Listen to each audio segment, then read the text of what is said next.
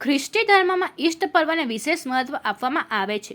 માન્યતા મુજબ ગુડ ફ્રાઇડેના દિવસે ઈસુ ખ્રિસ્તને વધ સ્તંભે ચડાવવામાં આવ્યા હતા અને તેમના મૃત્યુ બાદ તેમને કબરમાં મૂકવામાં આવ્યા હતા. તેમ છતાં તેમના કહ્યા મુજબ ત્રીજા દિવસે રવિવારે તેઓ ફરી સજીવન થઈ લોકોને દર્શન આપ્યા હતા.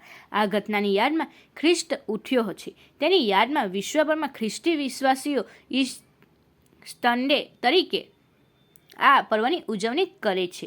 ઈસ્ટર નિમિત્તે ભરૂચ જિલ્લાના એબરએઝન મેરોડિસ્ટ ચર્ચ, CNI ચર્ચ, કેથેલિક ચર્ચ તેમજ શહીદ ચર્ચ સહિતના ચર્ચોમાં વિશેષ પ્રાર્થના સભાઓ યોજાઈ હતી.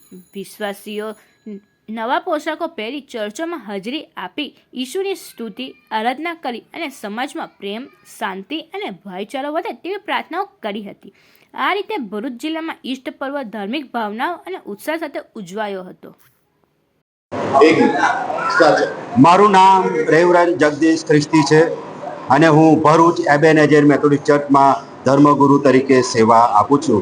આજનો દિવસ એ પુનરુત્થાનનો દિવસ છે, કારણ કે પ્રભુ ઈસુ ખ્રિસ્ત આ જગતમાં આવ્યા અને તેમણે વધસ્તંભ પર મરણ સહન કર્યું, તેમને દફન કરવામાં આવ્યા અને પુનરુત્થાન ત્રીજે દિવસે તેઓ પુનરુત્થાન પામ્યા અને આજે અમે તેની ઉજવણી કરી, ચર્ચમાં પ્રાર્થના કરી, ભક્તિ કરી અને આજનો દિવસ એ પ્રેમ, માફી, આશાનો દિવસ છે અને અમે સર્વ લોકોને આજની સલામી પાઠવીએ છીએ અને વિશ્વ શાંતિ માટે, વિશ્વ એ પ્રેમમાં, ભાઈચારામાં અને માફીમાં આગળ વધે એવી શુભકામનાઓ અમે પાઠવીએ છીએ. થેન્ક યુ અને ગોડ બ્લેસ યુ. આમેન.